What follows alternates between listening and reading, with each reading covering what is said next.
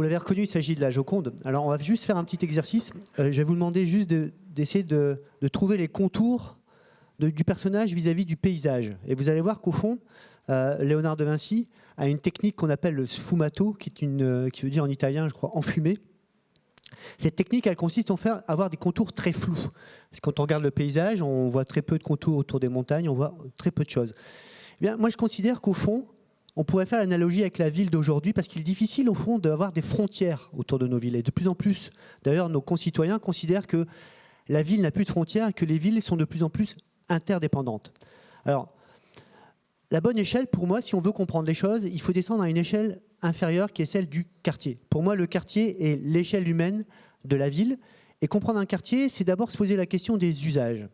Et il y a un élément qui est essentiel dans le métier que nous faisons pour comprendre les usages, c'est d'utiliser de la data. La data, si on l'utilise intelligemment, elle nous permet de mieux comprendre comment on peut accompagner les occupants. Alors j'ai mis le mot occupant et non pas le mot habitant, parce qu'on peut être certes un habitant, mais on peut être aussi un professionnel qui va travailler dans un endroit donné, dans un immeuble donné. Donc dans ce cadre-là, on est plutôt un occupant qu'un habitant. Donc je reviens sur cette notion de data et je vais essayer de vous donner à la fois des exemples qui sont des exemples de Nexity, mais pas que. Et notamment, je vais commencer par ce qu'on a appelé un projet des immatriculations des copropriétés. Alors, c'est un terme un peu barbare, mais la loi nous a imposé, notamment la loi Allure, a imposé à tous les syndics de France d'immatriculer les copropriétés, tous les immeubles. Donc, on a 10 millions de logements en France qui sont copropriétés, on a 400 000 copropriétés. Donc, ces 400 000 copropriétés ont été enregistrées dans un registre. Et qu'est-ce qu'il y a dans ce registre? Eh bien, toutes les données qui concernent les immeubles en copropriété. Et ça pourrait servir à quoi? Ça peut notamment servir à faire une bonne cartographie des enjeux de rénovation énergétique, par exemple. Et peut-être aussi d'anticiper toutes les problématiques d'insalubrité. Donc, vous voyez, premier exemple de data au service du mieux vivre ensemble. Un autre exemple, là, qui est plus un exemple de Nexity, on est gestionnaire de résidences étudiantes. Et quand on travaille avec les étudiants, d'ailleurs, on se rend compte qu'il n'y a pas qu'un seul profil d'étudiant. Lorsqu'on fait une segmentation basée sur les usages des étudiants, on se rend compte que sous l'appellation étudiant, on a 9 profils d'étudiants en fonction des usages. Et on s'est rendu compte de plusieurs choses, et notamment une chose qui est fondamentale, c'est que l'étudiant d'aujourd'hui, il veut être ancré dans le quartier dans lequel il vit. Lorsqu'on a une résidence, le choix que nous on fait chez Studéa, c'est d'avoir des résidences qui soient au cœur de la vie, au cœur du quartier. Et nos étudiants demandent justement à vivre au sein de ce quartier, en participant par exemple à des événements organisés dans le quartier, en participant à des associations, à des œuvres caritatives. Et pour ce faire, on l'a accompagné grâce à 2 outils qu'on a développés. Le premier qui s'appelle le hall numérique. On a développé ça avec une start-up qui s'appelle Mon Building. À quoi ça sert le hall numérique? Tout simplement, c'est dans la résidence, on a en permanence des informations sur le quartier. On sait exactement quels sont les événements du quartier et de la ville. Donc ça, c'est important pour les étudiants. Et puis après, bien sûr, dans ce hall numérique, on retrouve les événements au sein de la résidence.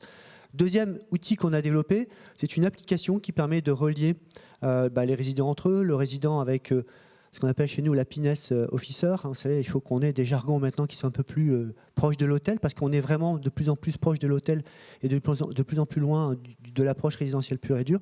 Donc une application qui crée une espèce de réseau social interne à la résidence. On a fait exactement la même chose avec un autre outil qui s'appelle Eugénie, qu'on a mis en place dans tous les immeubles qu'on développe. Donc là, nous sommes dans le résidentiel.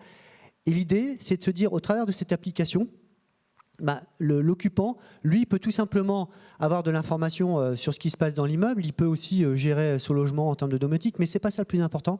C'est que grâce à cette application, il est aussi connecté en permanence avec la vie du quartier. Donc vous voyez, cet échange de data est pour nous primordial, parce qu'à la fois, la compréhension de ces données, avec l'accord bien sûr des utilisateurs, nous permet d'optimiser la façon de fonctionner, d'optimiser les services proposés. Un dernier exemple, et cette fois-ci, cet exemple est plus en lien avec la donnée de l'information liée cette fois-ci à l'immeuble en tant que tel. On a, avec une start-up dont on est devenu partiellement actionnaire, qui s'appelle Intent Technologies, on a développé une capacité à comprendre les données liées notamment à la performance économique, aux usages de l'immeuble. Là, on est plus dans le tertiaire. L'intérêt de ça, c'est de comprendre comment les gens vivent dans l'immeuble, comment on peut optimiser, j'en sais rien moi, les flux, la consommation, pour faire en sorte qu'on adapte au plus près de l'usage, la façon d'organiser l'immeuble. Donc, quelques exemples pour vous illustrer que cette data est juste essentielle à la compréhension des usages et afin de mieux répondre au vivre ensemble. Deuxième intérêt de la data nous permet aussi de construire la ville, de construire le quartier. Alors, sur cette diapo, à votre gauche, il y a un immeuble qui s'appelle Emblématique, qu'on a construit à Aubervilliers. Alors, je vous lance un défi, essayez de compter le nombre d'étages qu'il y a sur cet immeuble. Et je vous donnerai la réponse d'ici quelques secondes. Alors, là, le concept, là, c'est un concept de l'architecte Roland Castro. Notre idée, c'était de construire un village vertical. Vous le savez, les villes de demain seront de plus en plus denses et de plus en plus hautes. Vous voyez qu'on peut faire du dense et du haut joli. Hein, je considère quand même que cette réalisation est jolie.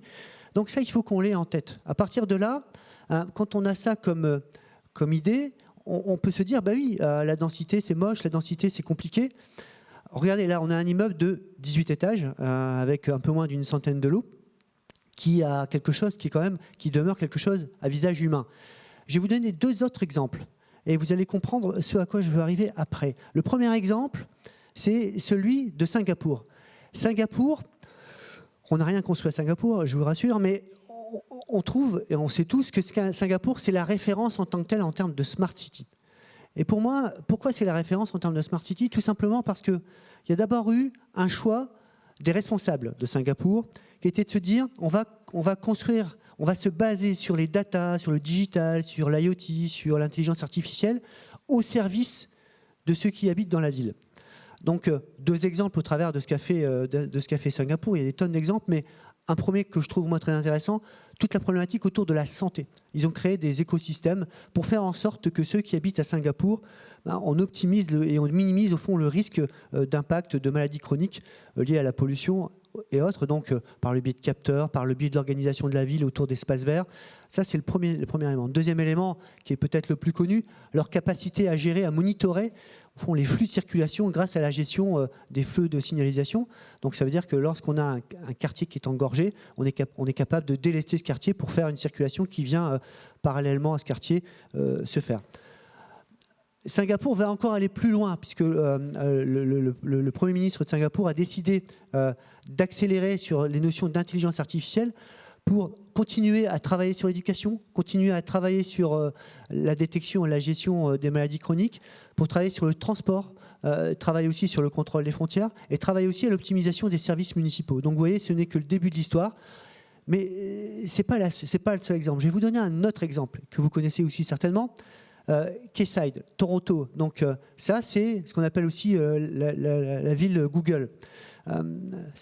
C'est quoi Quayside? Quayside, c'est une ancienne friche portuaire de 50 hectares au sud de Toronto. Et Google est en train de construire une ville. Alors, au-delà, je dirais, des aspects urbanistiques classiques, modernes, hein, une ville faite en bois, très verticale, avec une capacité d'utiliser des mobilités douces. Okay. Ils ont rajouté à tout ça une couche numérique. C'est-à-dire qu'en gros, ils ont mis sur ce secteur un certain nombre de capteurs qui sont en capacité de comprendre comment se fait la vie dans ce quartier. Alors, on pourrait se dire, tout ça, c'est super, mais quand même, il y a eu une réaction des habitants de ce quartier à 2 niveaux. Première réaction, c'est de se dire, mais la donnée, vous allez en faire quoi, en fait? Parce que vous captez une tonne de données personnelles, et puis on ne sait pas trop ce que vous en faites. Et la deuxième question posée par ceux qui habitent ce quartier, c'est de se dire, mais la gouvernance, qui est responsable de la gestion de l'ensemble de ces données? Alors, moi, quand je réfléchis à ces 2 exemples, on a 2 exemples qui sont au fond, on pourrait appeler ça des smart cities. Mais Singapour ne s'est pas contenté d'être une smart city. Et moi, quand je mets le mot smart city, smart, j'entends technologie. Et pour moi, la ville de demain, le quartier de demain ne doit pas être que technologique. Il doit être aussi sensible. Et on fait un jeu de mots qui est un peu à la base de 2 mots anglais, sensible, c'est-à-dire sensitive et able. Sensitive, ça veut dire sensible en anglais, la capacité à tenir compte de la dimension humaine. Et ça, c'est juste essentiel. C'est-à-dire qu'à un moment ou à un autre, il faut associer les utilisateurs, associer les citoyens au sens large du terme à la construction du projet. Singapour, ça s'est fait. Peut-être qu'à Toronto, les choses se sont un peu faites différemment. Deuxième élément de la contraction, c'est able, dans le sens capable. Capable de donner du sens. Construire une ville, reconfigurer des quartiers sans donner du sens à cette action n'ira pas très loin. Hein. Quand on construit une nouvelle ville, quand on construit un quartier, il faut le construire avec les citoyens, comme je l'ai dit, mais en même temps essayer de comprendre pourquoi on le fait. quelle est l'optique. Et je pense que l'exemple précédent mien, à chaque fois, c'était ça, c'est de se dire, on a construit avec des citoyens, des concitoyens, des habitants, un projet ensemble. Et ça, c'est très important. Tout à l'heure, je vous parlais des étudiants. Nos résidences étudiants, on les fait évoluer avec nos étudiants. Les quartiers qu'on construit, on les construit aussi avec les gens qui y habitent. Pourquoi je vous dis tout ça? Tout simplement pour conclure, je voudrais juste vous dire que nous considérons, nous professionnels, que le rôle de l'élu, et je sais qu'il y en a de nombreux dans cette salle, est juste majeur, parce que demain, ce seront les GAFA qui vont contrôler les villes si on y prend en garde. Alors, je pense que ce que je dis, c'est juste évident, mais je considère que l'élu doit être un administrateur, un architecte, celui qui est capable de donner du sens à cette donnée, à cette information, celui qui est capable de maîtriser cette information, non pas pour la maîtriser, mais pour construire des projets intelligents, certes, smart, mais aussi sensibles, c'est-à-dire au plus proche de la vie, des volontés et des usages de ceux qui vont habiter dans ces quartiers et dans ces villes. Je vous remercie.